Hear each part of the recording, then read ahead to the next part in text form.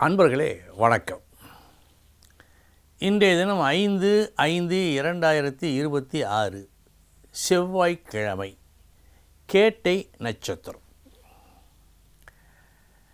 திரைகடல் ஓடியும் திரவியம் தேடு.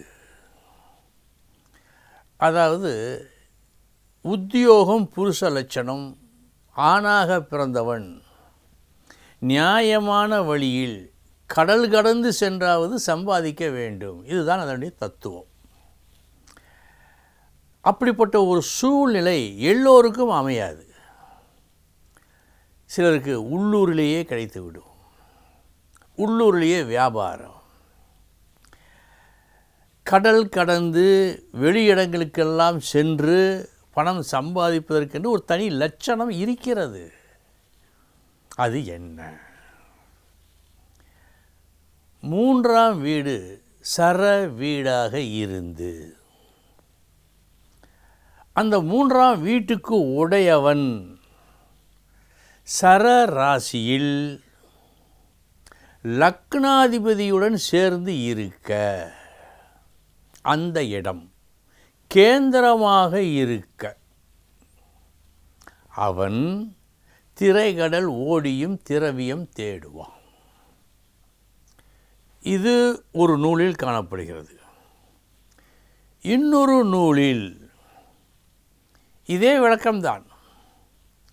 3ஆம் இடம் சரவீடாக இருக்க வேண்டும், அந்த 3ஆம் வீட்டுக்கு உடையவன் சர வீட்டில் இருக்க வேண்டும், லக்னாதிபதியுடன் சேர்ந்திருக்க வேண்டும், அது கேந்திரமாக இருக்க வேண்டும். இதே விதிதான். உடன் ஒரு இணைப்பு இருக்கிறது அந்த நூலில். அது என்ன? அந்த இடம் ஜலராசியாக இருக்க வேண்டும். ஜலராசி என்று சொன்னால் ரிஷபம், கடகம், துலாம், விருச்சகம், மகரம், கும்பம், மீனம், இவை ஜலராசிகள். இவற்றுள் மீனம் என்றால் கண்டிப்பாக கடல் கடந்து போவான்.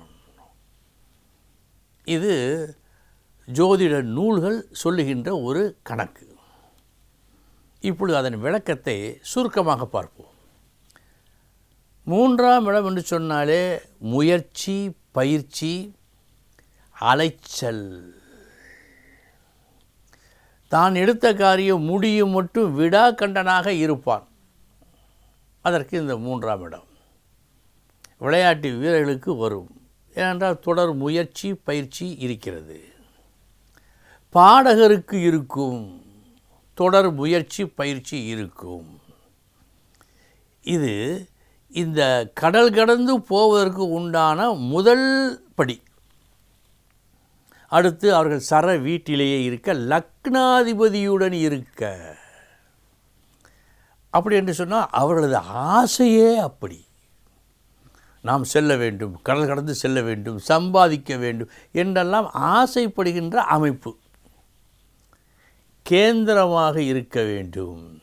கேந்திரம் என்று சொன்னாலே உழைப்பு, ஊதியம், நம்முடைய முயற்சியால் கிடைக்கக்கூடிய செல்வம், இத்தனையும் அமைய பெற்றால் அந்த ஜாதகர் கடல் கடந்து திரைகடல் ஓடியும் திரவியம் தேடுவார்.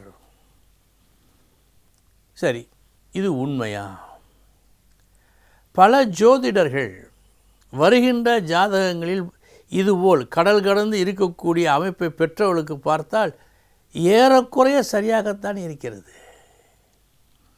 ஆக இதில் உண்மை இருக்கிறது. சரம் துரிதம், சுற்றுதல். லக்னம் தனது விருப்பம், கேந்திரம் அதில்தான் அவருக்கு வெற்றி. எனவே திரைகடல் ஓடியும் திரவியம் தேட வேண்டும் என்று சொன்னால் 3ஆம் இடம் சரம், லக்னாதிபதியுடன் இணைப்பு, கேந்திரத்தில் இருத்தல், அது ஜலராசியாகவும் இருத்தல், இத்தனையும் அவசியம். இனி எந்தெந்த நட்சத்திரங்கள் இன்று நல்ல நட்சத்திரங்கள் பார்ப்போம். பூராடம், திருவோணம், உத்திரட்டாதி, அஸ்வினி, ரோஹிணி, திருவாதிரை, பூசம், மகம், பூரம், அஸ்தம், சுவாதி, அனுஷம் இந்த நட்சத்திரத்தில் பிறந்த அன்பர்களுக்கு இந்த நாள் யோகமான நாள். இனி 12 ராசிகளுக்கு உண்டான பலன்களை பார்ப்போம்.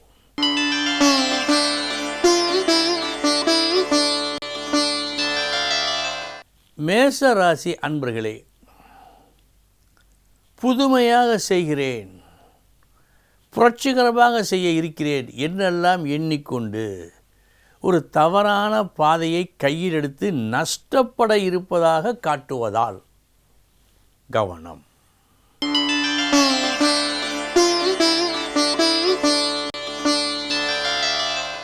ரிஷபராசி அன்பர்களே, இருக்கும் இடத்தில், வேலை செய்யும் இடத்தில் ஒரு நல்ல பெயரை நீங்கள் பெற்றுக்கொள்ளும் நாள். உங்கள் பேச்சும் உங்களது நடத்தையும் இன்று நன்றாக இருக்கிறது.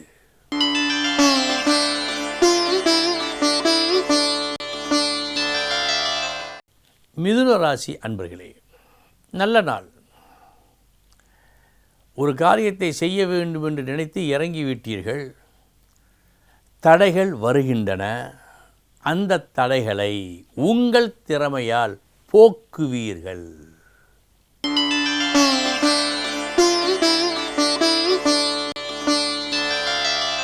கடகராசி அன்பர்களே, இன்று நற்புகளை பெறுவீர்கள். நல்ல பெயரை எடுப்பீர்கள். இவை உங்கள் பேச்சால், சமயோஜித உங்கள் பேச்சால் நடக்கும்.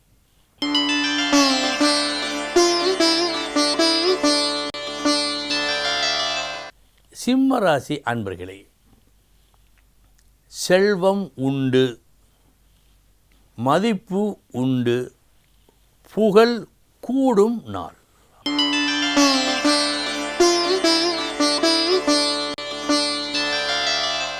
கன்னிராசி அன்பர்களே, கடும் முயற்சி இன்று உங்கள் முயற்சி. முயற்சியின் பலன் எடுத்த காரியத்தில் வெற்றி.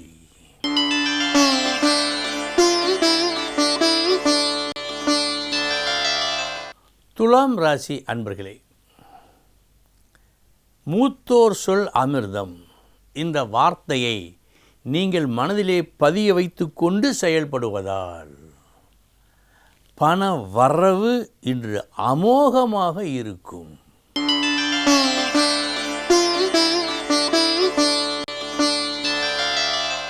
விருச்சிக ராசி அன்பர்களே, தீமையும் நன்மையும் கலந்த நாள்.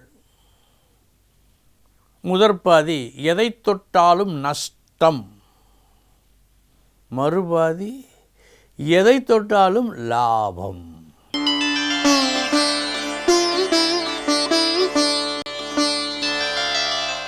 தனுசு ராசி அன்பர்களே,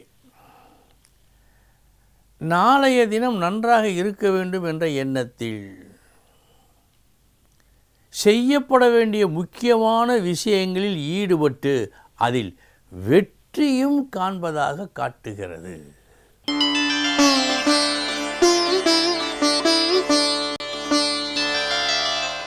மகர ராசி அன்பர்களே, உங்களை சுற்றியிருந்த துன்பம் பீடை அகலும், நல்லது வந்து சேரும். இவையெல்லாம் உங்கள் முயற்சியால் அல்ல, உங்களுக்கு மேல் உள்ளவர் உங்களுக்கு தரும் ஆதரவால் கிடைக்கும். எப்படியோ நல்லதை அனுபவிப்பீர்கள்.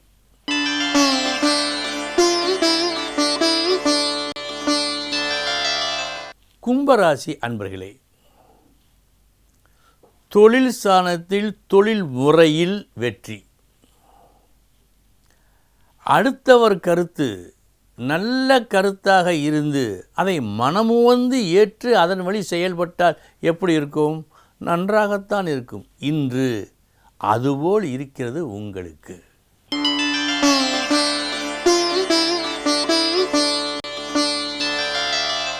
மீன ராசி அன்பர்களே, நல்ல நாள். இன்றைய தினம் உங்களது பேச்சாலும் உங்களது செயலாலும் மற்றவர்களுக்கு மட்டுமல்ல உங்களுக்கே உற்சாகம் உண்டாகும். நல்ல விஷயங்களை நினைத்து நல்லதை செயல்படுத்தி நல்லதை பெற்றுக்கொள்ளும் நாள். நண்பர்களே, இதுவரை 12 ராசிகளுக்கு உண்டான பலன்களை பார்த்தோம். நாளைய தினம் முக்கிய செய்தியோடு சந்திக்கிறேன். வணக்கம்.